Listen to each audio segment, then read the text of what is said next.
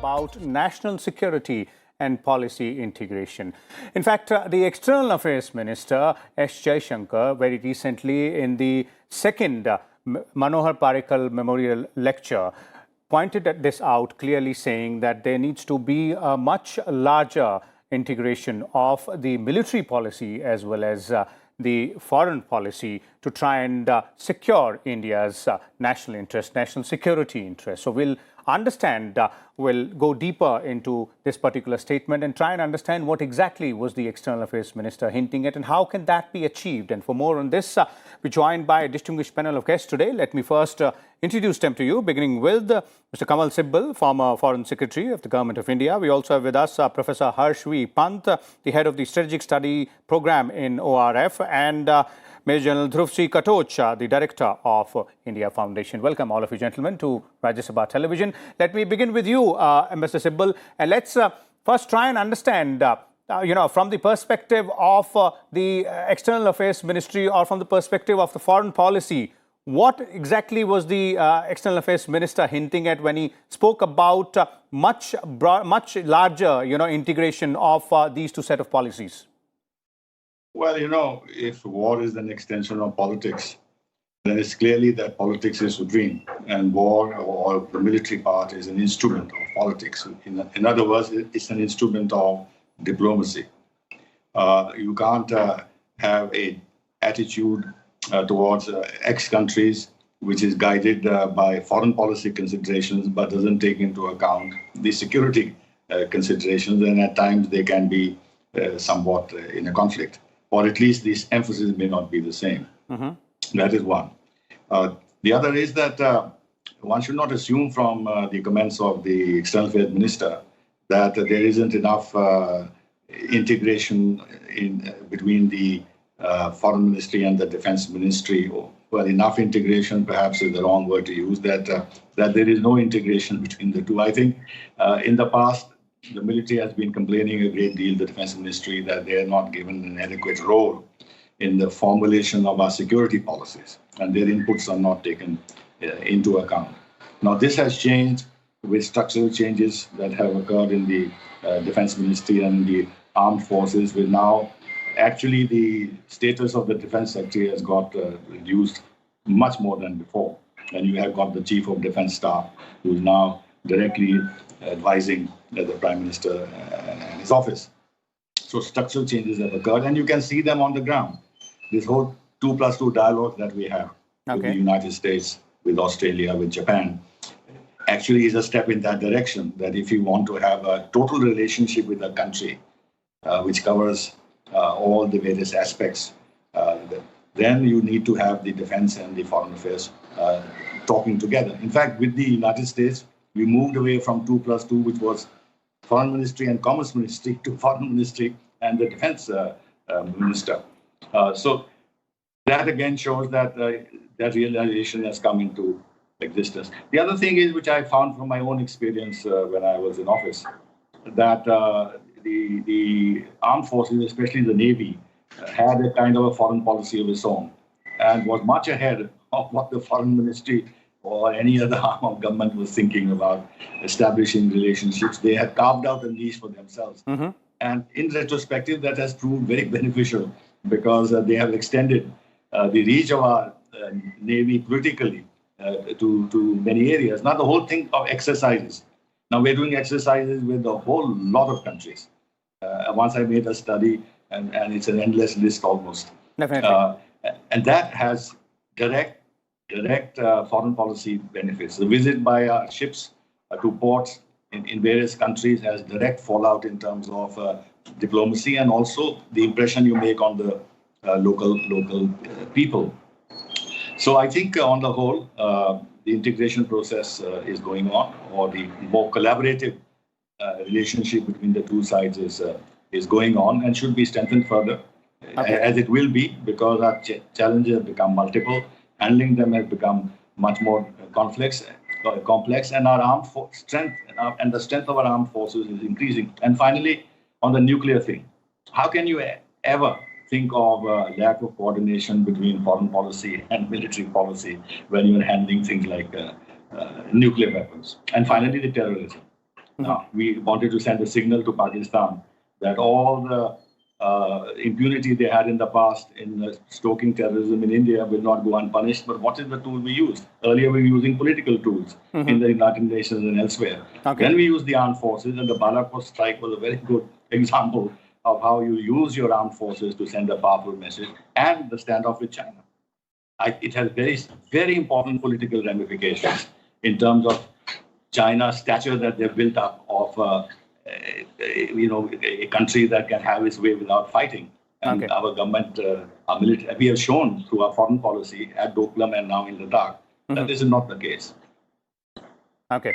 Indeed, one example which you cited out there, Mr. Sibal, is a very, very significant one in terms of the collaboration between the military policy and the foreign policy out there, with the surgical strikes on one hand and India isolating Pakistan on the global stage as far as the issue of terrorism is concerned. Let me bring in General Katoch here. General Katoch, from the point of view of defense policy or military policy, whichever way you want to call it, what exactly are the key identifiable areas where there needs to be a much larger collaboration or integration with the foreign affairs or the foreign policy there?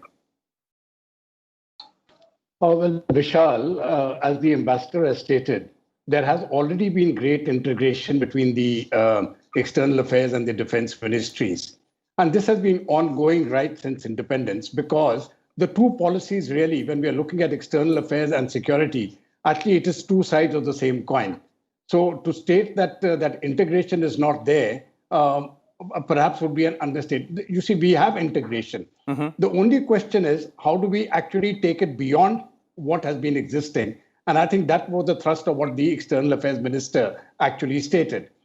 Now, when we are looking at a nation's goals per se, ultimately that goals will rest on the welfare of the nation, and they will be economic in nature. And to ensure those economic interests, it is your foreign policy which will be working to ensure a climate by which those interests can work. Now, to secure both the foreign policy and the economic policy, that is where the role of the military or the armed forces comes in, because you require that military element to give it that level of push. Your foreign policy will never be taken seriously unless you have the military muscle to ensure it. So what we need to do now is to integrate the two. That if we are looking at India's external interests as to where they lie, then we must ensure the military capability to see that we can defend those interests. If we cannot defend those interests, then that foreign policy will be weakened to that extent. Vishal. Okay, definitely. That is the key out there. Let me bring in Professor Pant here. Professor Pant, you heard both the gentlemen there, and Mr. Sibal as well as General Katoch. If you look at the integration part, and if you look at the way it has been happening, as both of them pointed out, it's not the question of the integration not being there. It's the question of taking it to the next level. So when we talk about that next level, what are we looking at here?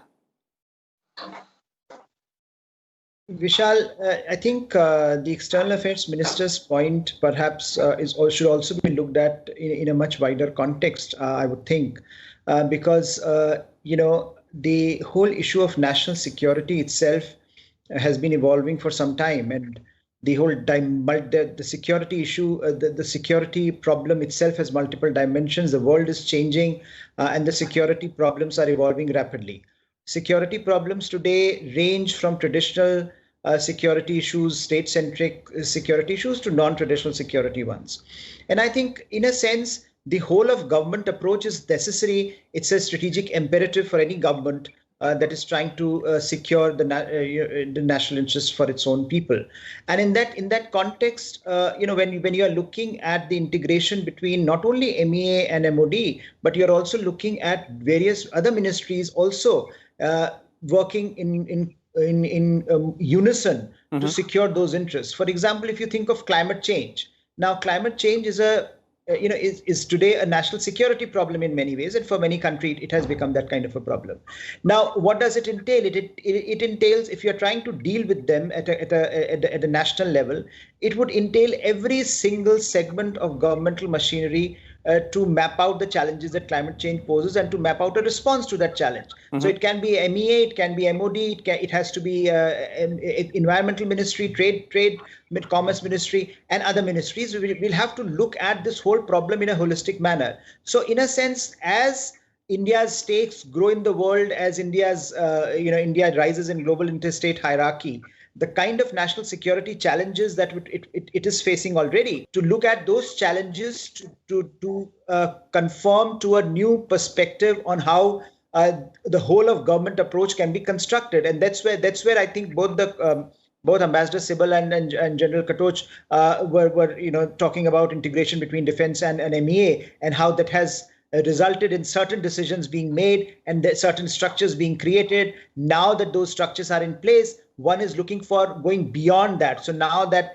MOD and Defense Ministry is more integrally linked with higher national security policy making, perhaps the time has come to look at the wider whole of government approach to this question, whether national security should be primarily looked at from the two ministries' perspective, or is it a broader question of whole of government approach, which again, in any case, has been evolving. But I think to take it to another level where you can, actually respond in real time to some of these challenges, is a challenge that all countries face, not simply India. So as we are thinking about our own restructuring, and we have seen a lot of restructuring happen in the last few years. In fact, just last year we have seen, this year we have seen MEA being restructured to map out the challenges that it faces. We have seen greater structural changes in Defense Ministry. We have seen integration between two ministries. And I think now that we look at what next level of restructuring is to be done, we will have to look very carefully whether other segments of the government also need to become part of the decision making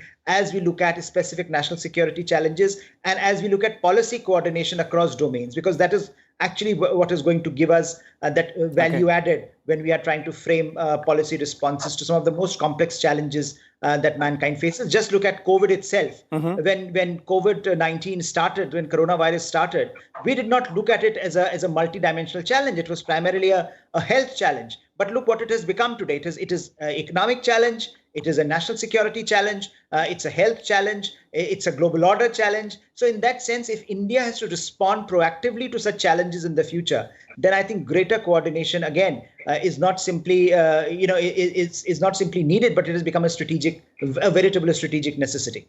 Definitely, it is a necessity of these times, and as you pointed out, Professor Pant, that this entire process of collaboration or integration between various ministries, departments, or the policies is an evolving one. And now that we are looking, the structures in place, we're looking for the next level. And Mr. Sibal, when we talk about next level, I'd like to ask you here that from your perspective, what might be the key challenges from here onwards, or the key areas which need to be focused upon when we look at this greater integration from the national security perspective?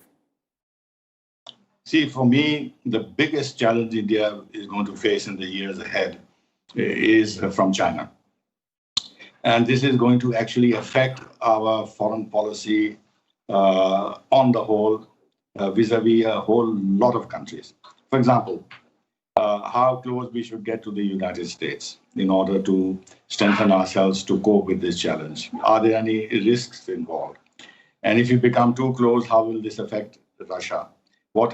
We have an interest in keeping our equities with Russia alive so that Russia and China don't bond themselves even more at our expense, because we are in RIC, BRICS and SCO, where we have a role to play, but we shouldn't be confronted with a Russia-China tandem. Similarly, if we want to, the whole Indo-Pacific and Quad concept is again a reaction to China's aggressive expansionist policies. But then how do we then at the same time assure to the ASEAN countries that their centrality will not be affected? How far we should go with Australia and Japan, given that they have very intensive economic ties with China. So we have to make an assessment, whether we can go out on a limb with regard to our approach towards China. Then our trade deficit with China, how are we going to handle this? And most importantly, in the digital sphere, 5G and everything else, what are the kind of decisions we have to take, which will be in conflict with data sovereignty and everything else, but how are we going to handle that?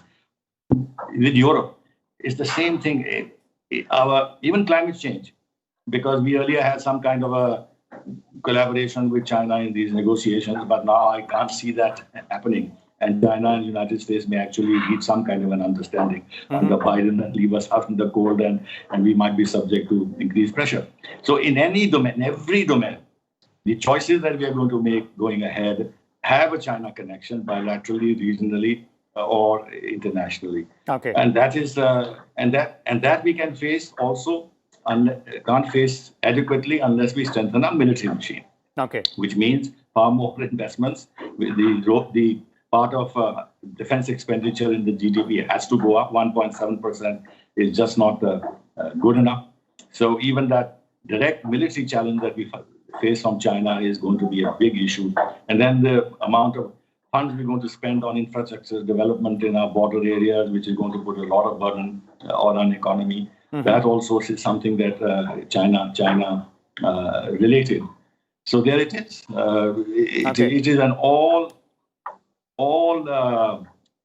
it is a total kind of challenge that we are facing from China in the years going ahead, and we have to decide how to at the same time not allow our relationship with China to break down completely, but at the same time we have to protect our vital interests, including in our neighborhood. Yes, indeed. General Katoch, do you agree with Ambassador Sibbal on the challenges part out there, and what's your assessment, for the near future? Because we're talking about the goal of achieving, ensuring national security or protecting India's vital interests. That's the ultimate goal.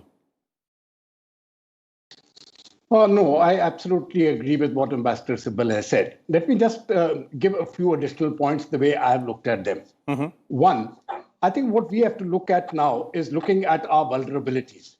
Now, when we are looking at, if we go back in history and when we go back to the 50s and early 60s, just prior to the 62 war, there was a feeling in South Bloc that our foreign policy will be able to handle the China threat. When the war came, we were thoroughly disabused, and we found that diplomacy cannot handle military challenges, right? So what diplomacy requires is a very strong stick supporting it from behind, and in the absence of that stick, the diplomacy will fail. So that is the first thing. I think as far as our own vulnerabilities are concerned, we need to be very sure of where those vulnerabilities are and address those vulnerabilities both through diplomatic and military means. Now, I want to relate this specifically to our current problem which we are facing, both with Pakistan and China. With Pakistan, I want to talk first on the front of when we are looking at this terrorism challenge. I think it has been handled now both diplomatically and militarily. And this has been a fusion which has been carried out specifically in the last 5 years. Now, diplomatically, if you have noticed, both politically and diplomatically, India has isolated Pakistan to a very large extent in the world community. And one of the reasons why Pakistan is still on the grey list on the FATF is because of India's concerns. They haven't been put on the blacklist because of China, but otherwise, I think our concerns have been put across very nicely. And that has been a huge success for India's political and diplomatic policy. On the military front, I think we have been very, very successful again in ensuring that the level of the ability of Pakistan to carry out such attacks has been negated to a large extent. Now coming to China, you see the key aspect as far as China is concerned, and I've been stating this off and on, especially in the ISTV, is not so much what China can do militarily all across China's military capability. It is specific to what China can do over the Tibetan plateau. And it has been my view that on the Tibetan plateau, so long as India has a capability to address its concerns, both in the airspace and in the space sector, I think we should be okay. We will defeat any Chinese design. Okay. Now, it is imperative on our military policy to ensure that level of air superiority over the Tibetan plateau to ensure that no war takes place. And here again, then the diplomatic effort has to be so aligned that all the neighboring countries, especially countries like Russia, do not get entangled in this. Okay. That is the second aspect. Again, on the diplomatic front, I think this is where the importance of the Indian Ocean and the Indo-Pacific really comes into concern, and the importance of the Quad comes in. I am very firmly in support of the Quad because this is one place where we can really put pressure on China, and we need to get this Quad going and to make it agenda-based. And I think India is in a position to drive that agenda both through diplomacy and through military means. Okay. Ultimately, in the military space, there's one more point I would like to give, one very brief point. I think when the Prime Minister talks of Atmanirbhar Bharat, it is very important to understand that we must get down to our own manufacturing, because if we can start manufacturing upper-end defense equipment on our own, I can confidently state you will be adding 1 to 2 points to your GDP. That is one. Number two, your dependency on foreign countries reduces to that extent, which makes it much easier for our diplomacy to be effective. So our own capacity and capability to manufacture our own weapon systems is something which we have to look into very, very closely. Okay. I think it is not so much the finances which is the problem, really. I think the bigger problem is our own rules and regulations and the methodology of working over the last 70 years, which make it so rule-bound that you can't get out of that noose. So we need to really restructure our policies to make it friendly, and I'm absolutely certain we have the talent to do what is required.